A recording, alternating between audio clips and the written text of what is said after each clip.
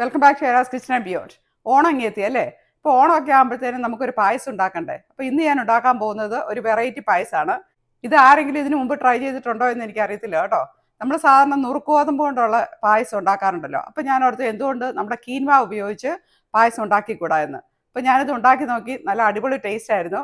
അപ്പോൾ ഞാൻ ഓർത്ത് ഇപ്രാവശ്യത്തെ ഓണത്തിന് അങ്ങനെ ഒരു പായസം ഉണ്ടാക്കാവുന്നേ. അപ്പോൾ ഞാനിന്ന് ഉണ്ടാക്കിയിരിക്കുന്നത് ചെറുപയറും പിന്നെ കീൻവായും കൂടി ചേർത്തുണ്ടാക്കിയ ഒരു അടിപൊളി ടേസ്റ്റി പായസമാണ്. അപ്പോൾ നമുക്കിത് എങ്ങനെ ഉണ്ടാക്കുന്നത് നോക്കിയാലോ. ആദ്യം തന്നെ നമുക്ക് കുറച്ച് പരിപ്പൊന്ന് വറുത്തെടുക്കണം. ഇത് നമ്മുടെ ചെറുപയർ പരിപ്പുണ്ടല്ലോ, അതായത് പായസപ്പരിപ്പ്. ഇത് 1 കപ്പാണ് ഞാനിവിടെ എടുത്തിരിക്കുന്നത്. അത് നമ്മൾ ഡ്രൈ റോസ്റ്റ് ചെയ്തിട്ടാണ് വേവിക്കാൻ വെക്കുന്നത്. ഇല്ലെങ്കിൽ അതിൻ്റെ ആ പച്ച ടേസ്റ്റ് വരുമ്പോഴത്തേനും നമ്മുടെ പായസത്തിന് ടേസ്റ്റ് ഉണ്ടാകത്തില്ല. അതുകൊണ്ട് നമ്മളൊരു ചൂടായ പാനിലേക്ക് അതിട്ടൊന്ന് വറുക്കാൻ വെച്ചിട്ടുണ്ട്. ഈ സമയം തന്നെ ഞാൻ 1 കപ്പ് കീൻവ വേവിക്കാൻ വെക്കുകയാണ്. 1 കപ്പ് കീൻവ എടുത്തിട്ട് അത് നന്നായിട്ട് കഴുകിയതിന് ശേഷം നമ്മൾ 1.5 കപ്പ് വെള്ളം ചേർത്താണ് ഇത് വേവിക്കാൻ വെച്ചിരിക്കുന്നത്. ഇതിനകത്ത് ഉപ്പൊന്നും ചേർക്കേണ്ട ആവശ്യമില്ല കേട്ടോ. ജസ്റ്റ് ഇങ്ങനെ തന്നെ വേവിച്ചാൽ മതി. അത് മൂടി വെച്ച് തിളച്ച് കഴിയുമ്പോഴത്തേനും നമ്മൾ സിമ്മിലോട്ട് മാറ്റിയാൽ മതി. എന്നിട്ട് വെള്ളം വറ്റുമ്പോഴത്തേനും അത് റെഡിയാവും. ഇനി കുറച്ച് ശർക്കര ഒന്ന് അലിയിക്കാൻ വെക്കണം. ഞാനിവിടെ ഒരു വലിയ ഉണ്ട ശർക്കരയാണ് എടുത്തിരിക്കുന്നത്. അപ്പോൾ നമുക്ക് ആവശ്യം മധുരത്തിൻ്റെ അനുസരിച്ച് നമുക്ക് ശർക്കര നമുക്ക് ഉരുക്കി വെക്കാം. ഇത് കണ്ടോ, പരിപ്പിൻ്റെ കളറൊക്കെ മാറി വന്നിട്ടുണ്ട്. ഒരു ഡാർക്ക് ഒരു യെല്ലോയിഷ് കളറായിട്ടുണ്ട്. അപ്പോൾ ഇതിൻ്റെ പച്ചമണമൊക്കെ മാറിയിട്ടുണ്ട് കേട്ടോ. ഇനി ഇത് നമ്മൾ ഒരു കഴുകിയതിന് ശേഷം നമ്മൾ കുക്കറിനകത്തോട്ടിട്ട് ഒന്ന് വേവിക്കാൻ വെച്ചിട്ടുണ്ട്. അപ്പോൾ ഇത് ഒരു വിസിൽ വരുന്നവരെ മാത്രം വേവിച്ചാൽ മതി. ഒത്തിരി വേവേണ്ട ആവശ്യമില്ല കേട്ടോ. അപ്പോൾ ഇത് ഒരു വിസിലായി. ഇനി നമ്മൾ കീൻവ വെച്ചിരുന്നത് അതും വെന്തിട്ടുണ്ട്. ഇതുണ്ടോ, ഡ്രൈ ആയി വന്നിട്ടുണ്ട്, വെള്ളമൊക്കെ വറ്റിയിട്ടുണ്ട് കേട്ടോ. ഇപ്പം നമ്മുടെ ശർക്കര ഉരുക്കാൻ വെച്ചിരുന്നു, അതും റെഡി ആയിട്ടുണ്ട്. എല്ലാം അത് മുഴുവനും അലുത്ത് തീർന്നിട്ടുണ്ട്. ഇനി നമുക്ക് ഒരു കുറച്ച് ഏലക്കായും ചുക്കും ജീരകവും കൂടെ ഒന്ന് പൊടിച്ചെടുക്കാം. അപ്പോൾ ഇത് കുറച്ചുള്ളത് കാരണം ഞാൻ അതിനകത്തേക്ക് കുറച്ച് പഞ്ചസാരയും കൊണ്ടിട്ടാണ് പൊടിച്ചെടുക്കുന്നത്. അപ്പം പൊടിയാനായിട്ട് എളുപ്പമുണ്ടല്ലോ. ഇപ്പോൾ നമ്മുടെ അതിൻ്റെ പ്രഷറൊക്കെ മാറിയിട്ടുണ്ട്, പയർ വെന്തിട്ടുണ്ട്. ഇത്രയും മതി കേട്ടോ. ഞാൻ നേരത്തെ പറഞ്ഞ പോലെ വെന്ത് അലിയേണ്ട ആവശ്യമില്ല, ഇത് മതി. ഇനി ഇതെല്ലാം കൂടെ നമുക്ക് ഒരു ഉരുളിക്കകത്തിട്ട് നന്നായിട്ട് ഒന്ന് വഴറ്റിയെടുക്കണം. ഇപ്പം പായസമൊക്കെ ആകുമ്പോഴത്തേനും ഒരു ഉരുളി ഉപയോഗിക്കുന്നതായിരിക്കുമല്ലോ നല്ലത്. അപ്പം വട്ടമുള്ളതാകുമ്പോഴത്തേനും അതിനകത്ത് ഉണ്ടാക്കാനായിട്ട് നമുക്ക് എളുപ്പമാണ്. അപ്പോൾ നമ്മൾ വേവിച്ച് വെച്ചിരുന്ന ചെറുപയർ പരിപ്പ് ഇട്ടിട്ടുണ്ട്. അതിൻ്റെ കൂട്ടത്തിൽ 1 കപ്പ് കീൻവയാണ് ഞാനിവിടെ ചേർത്തിരിക്കുന്നത്. ഇത് കഴിഞ്ഞ് ഞാൻ 1 കപ്പോട് ചേർക്കുന്നുണ്ട് കേട്ടോ. ഇപ്പം ജസ്റ്റ് 1 കപ്പ് ചേർത്തു. ഉരുക്കി വെച്ചിരുന്ന ശർക്കരയും കൂടെ ഇതിനകത്തേക്ക് ചേർത്തിട്ടുണ്ട്. ഇതിനകത്ത് കല്ലൊന്നും ഉള്ളതല്ല കേട്ടോ, അതുകൊണ്ടാണ് ഞാനിത് ഡയറക്റ്റായിട്ട് ഒഴിക്കുന്നത്. അപ്പോൾ അത് ഒഴിച്ച് നമുക്ക് നന്നായിട്ടൊന്ന് മിക്സ് ചെയ്യാം. ഇത് മിക്സ് ചെയ്തതെല്ലാം നന്നായിട്ടൊന്ന് കമ്പൈൻ ചെയ്യുന്നവരെ നമ്മളൊന്ന് വെയിറ്റ് ചെയ്യുക. ഇനി ഇതിനകത്തേക്ക് നമുക്ക് കുറച്ച് നെയ്യ് ചേർക്കണം. ഞാനിവിടെ ഒരു 1 ടേബിൾ സ്പൂണ് നെയ്യാണ് ചേർത്തിരിക്കുന്നത്. അപ്പം കുറച്ച് നെയ്യേ ഞാൻ ചേർക്കുന്നുള്ളൂ കേട്ടോ. ഇപ്പം കുറച്ച് ചേർത്തു. എന്നിട്ട് നന്നായിട്ടൊന്ന് മിക്സ് ചെയ്യുക. അതിന് ശേഷം നമുക്ക് വേണമെങ്കിൽ കുറച്ചുകൂടെ ആഡ് ചെയ്യാം. അപ്പം ഞാനിതിനകത്തേക്ക് 1 കപ്പ് കീൻവയുടെ ചേർത്തിട്ടുണ്ട്. ഇത് വേവിച്ച് വെച്ചിരുന്ന കീൻവയാണ് കേട്ടോ. ഇപ്പം നമ്മൾ 1 കപ്പ് കീൻവ എടുത്താണ് വേവിച്ചത്. പക്ഷേ വെന്ത് വരുമ്പോഴത്തേനും ഇതൊരു ഏകദേശം ഒരു 3 അല്ലെങ്കിൽ 4 കപ്പോളം ഉണ്ട് കേട്ടോ. അതിൽ നിന്ന് 2 കപ്പ് ഞാനിവിടെ ഉപയോഗിക്കുന്നുള്ളൂ. ഇനി കുറച്ചുകൂടെ നെയ്യ് ചേർത്തിട്ടുണ്ട്. ഇതെല്ലാം കൂടെ നമുക്ക് നന്നായിട്ടൊന്ന് മിക്സ് ചെയ്തെടുക്കാം. എന്നിട്ട് ഇതിൻ്റെ ആ വെള്ളമൊക്കെ ഒന്ന് വറ്റുന്ന വരെ നമ്മളൊന്ന് വെയിറ്റ് ചെയ്യണം കേട്ടോ. പെട്ടെന്ന് നമ്മൾ തേങ്ങാപ്പാൽ അതിനകത്തോട്ട് ചേർക്കുന്നില്ല. ഇത് കണ്ടോ, ഇപ്പോൾ ആയപ്പോഴത്തേനും അതിൻ്റെ വെള്ളമയമൊക്കെ കുറഞ്ഞിട്ടുണ്ട്. ഇതിങ്ങനെ വിട്ട് വിട്ട് വരുന്നത് കണ്ടോ. ഇല്ലെങ്കിൽ നമ്മൾ സ്പൂൺ കൊണ്ട് നമ്മുടെ പായസത്തിൻ്റെയൊക്കെ മിക്സില്ല അതിനകത്തേക്ക് ഇങ്ങനെ ഒരു വര വരയ്ക്കുമ്പോഴത്തേനും ആ ലൈൻ മെയിൻറ്റെയിൻ ചെയ്യും കുറച്ച് സമയത്തേക്ക്. ശർക്കരയ്ക്കകത്ത് നമ്മൾ നന്നായിട്ട് വരട്ടി ഉണ്ടാക്കുമ്പോഴാണ് പായസത്തിന് ടേസ്റ്റ് കൂടും. ഇതിനകത്തേക്ക് ഞാനിപ്പോൾ ഒരു 3-ാം പാലാണ് ഒഴിച്ചിരിക്കുന്നത്.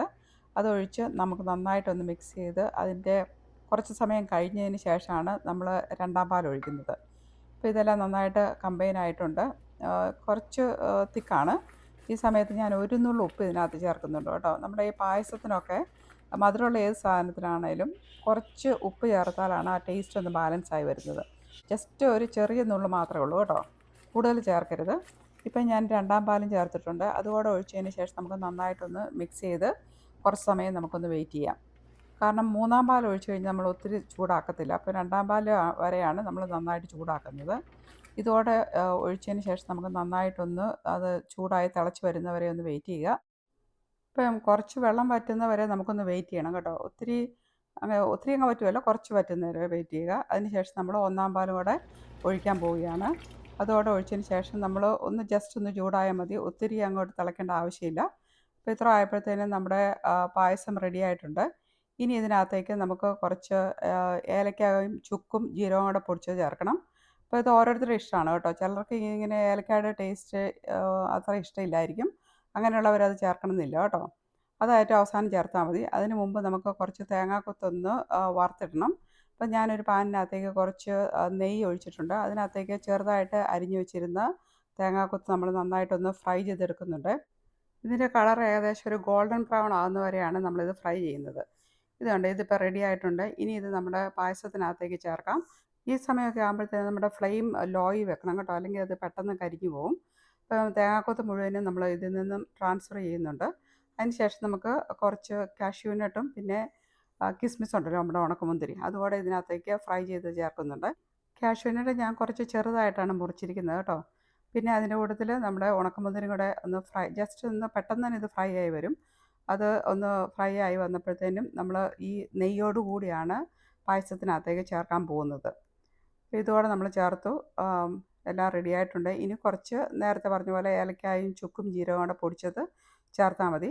ഞാനിവിടെ കുറച്ച് ചേർത്തു. എന്നിട്ട് നമ്മൾ ടേസ്റ്റ് നോക്കിയിട്ട് വേണമെങ്കിൽ കുറച്ചുകൂടെ ചേർക്കാം. അത് ഞാൻ നേരത്തെ പറഞ്ഞ പോലെ ചിലർക്ക് ഇതിൻ്റെ ഏലക്കായുടെ ടേസ്റ്റ് പായസത്തിനകത്ത് ഇഷ്ടമില്ല. അങ്ങനെയുള്ളവർ അത് ചേർക്കേണ്ട ആവശ്യമില്ല. ജസ്റ്റ് നമ്മുടെ ശർക്കരയുടെയും മറ്റ് ഇൻഗ്രീഡിയൻസിൻ്റെ ഒക്കെ ടേസ്റ്റ് മതി. ഞാൻ ടേസ്റ്റ് നോക്കിയപ്പോഴത്തേന് എനിക്ക് കുറച്ചുകൂടെ ഏലക്കായുടെ ടേസ്റ്റ് വേണമെന്ന് തോന്നി. അതുകൊണ്ട് കുറച്ചുകൂടെ ചേർത്തിട്ടുണ്ട് കേട്ടോ.